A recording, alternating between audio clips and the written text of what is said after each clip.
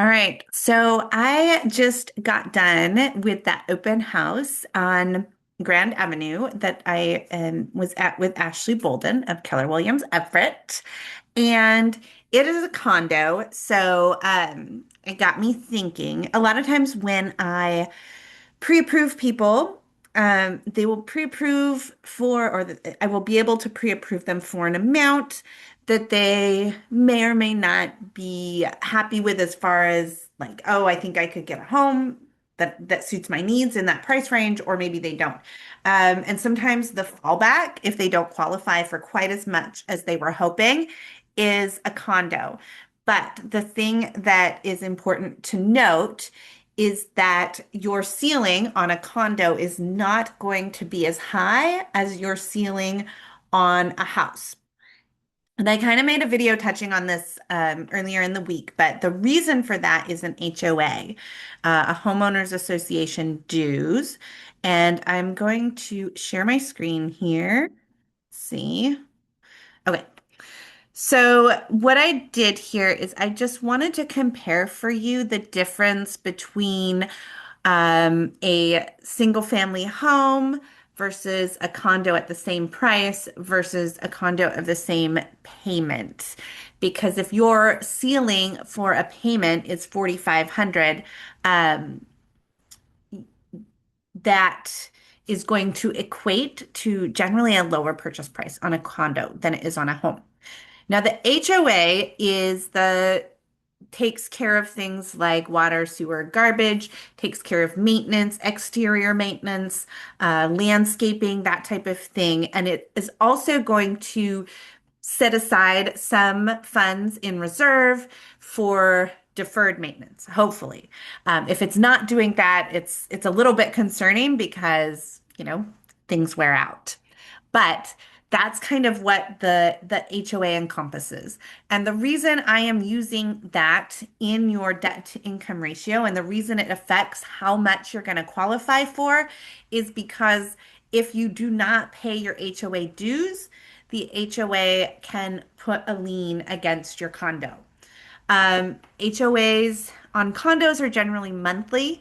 You will run into HOAs on single family homes, but they are generally significantly lower because the maintenance on the actual building is your responsibility on a single family home and the HOA's responsibility since all the condos are often sharing a building.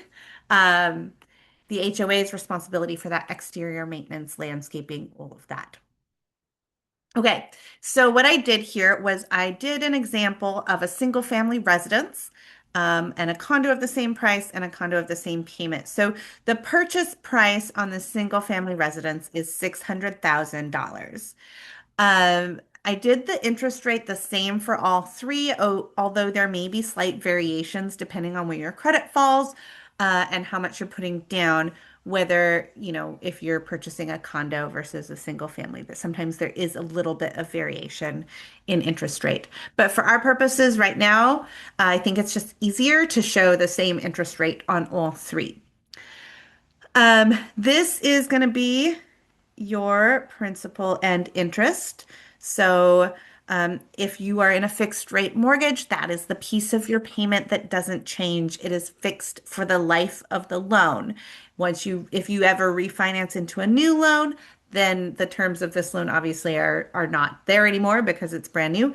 But for as long as you have this particular loan, that number won't change. Total monthly housing expenses. So this is including your escrow payment, the property taxes, mortgage insurance, and homeowners insurance.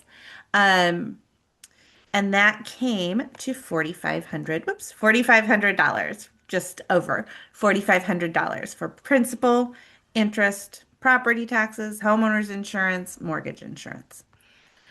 I just did these rates at par. I didn't do any sort of buy down because that's not helpful for what I'm trying to illustrate here. But of course, you always have the option to buy the rate down or potentially get a little bit of a lender, accept a higher rate and get a little bit of a lender credit.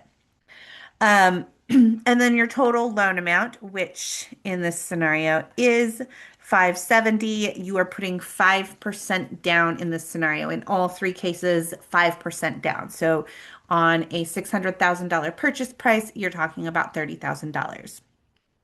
30-year fixed.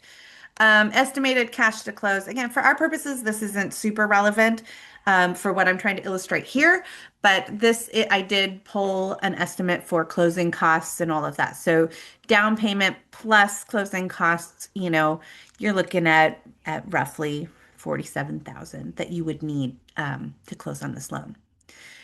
And then again, base loan amount is 470. And so then if I do some really quick math, just for funsies here, um, we are talking about with a payment of 4504, we are talking about needing to show about $135,000 annually for this payment.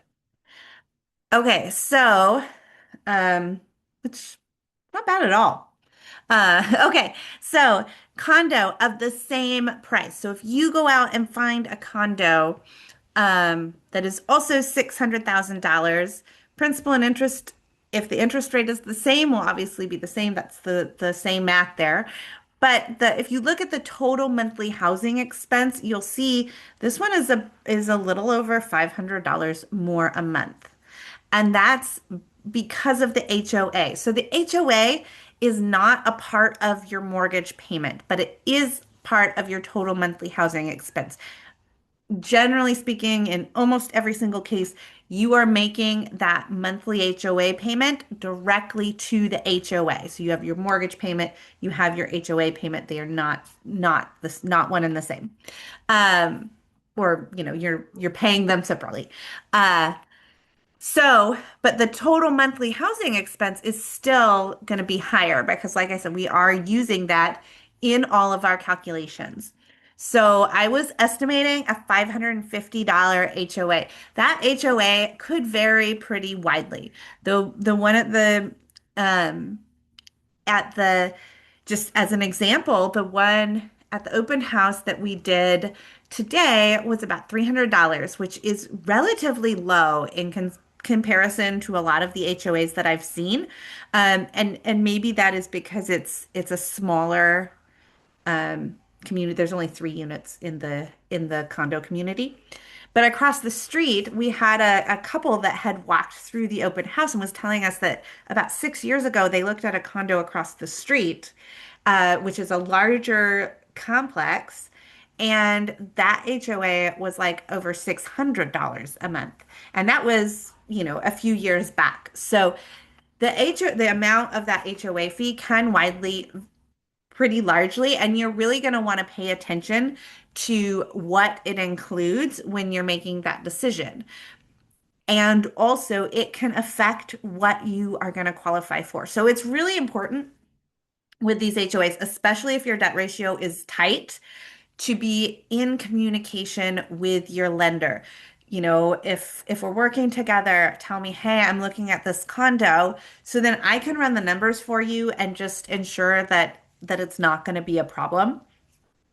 Because if the HOA is significantly more than what we're estimating, and I'm estimating 550 here, and then, for whatever reason, this condo has a larger HOA fee, it could push you over on your debt ratio and make it so you don't qualify. So it's really important that we just are taking a look and reviewing options when you're looking at these condos. So yeah, so about $550, well, $550 more because I'm estimating 550 on the HOA for for this condo.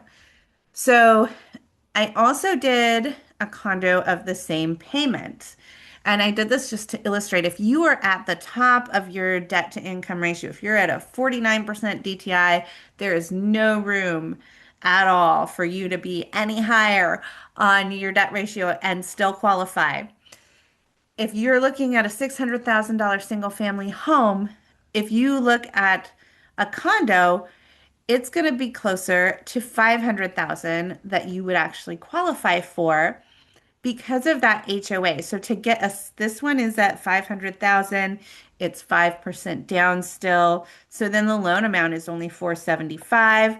But if you see here, 4,400. So it's really close. Um, to get that monthly payment similar so that you would still theoretically qualify, you would have to, you know, you're looking at homes that are condos that are $100,000 less than you're able to look at homes. Now that might be feasible, especially on the higher end purchase prices. You know, if you're qualifying for 600,000 or 700,000, um, you know, on a single family home, the condo of a similar price at 600,000, 500,000, it still might be feasible that you could get something that would work for you.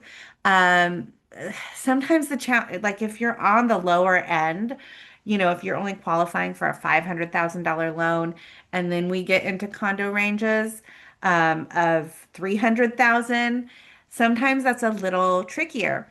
And the thing to remember too, or the thing to note, is that the HOA isn't necessarily comparable or aligned with the value. So you could have a $300,000 condo with a $500 HOA, and you could have a $700,000 condo with a $300 HOA. It just depends on the property. It depends on what's included in that homeowners association due in those dues. And, you know, it could be that there's been a special assessment on the condo and the monthly payment is going to follow the condo for the new roof or for whatever. So maybe that particular condo has a little bit higher HOA. Anyways, condos are a little more complicated. They are a great option. I love the idea of a condo. I love the idea of not having to worry about water, sewer, garbage. I love the idea of not having to worry about yard work or snow removal or any of that stuff. I think they're great for the right buyer. It's just important to know that when you are looking at a condo, what you qualify for may be less than what you qualify for when you're looking for a home. So that's kind of what I wanted to go over today. I'm trying to think if there was anything else I wanted to touch on. Um, and I don't think so. So I hope you have a good day and I hope this was helpful. And if you are wanting to dig in deeper, if you are looking, hold on just a sec. Kids. Okay. Shut the door and leave me alone. Okay, so if you are wanting to dig a little deeper on what you might qualify for, you know, what you might qualify for versus on a condo versus a home, if a condo is something you're interested in, I mean, depending on the condo, sometimes they can eventually be converted to a rental. So sometimes condos are just excellent starter homes, especially for younger singles or singles in general or people that don't want to do a lot of yard work. So they're really great. But if you want to run some numbers, I'm happy to. This little layout right here again is something that I can provide to my buyers if they are considering condos versus single family residences, or really if they're considering any, you know, different options. I can create some information to just to compare them side by side. I think it's really helpful, at least for me, to be able to see, okay, this option A, B, and C right next to each other, payments, cash to close, loan amount, all of that stuff, just side by side. So it's a great option. And I am more than happy to make these up for you. And again, more than happy to do a consultation. So just give me a call, shoot me an email, send me a DM, and we will connect. All right. I hope you have a great rest of your weekend. Bye.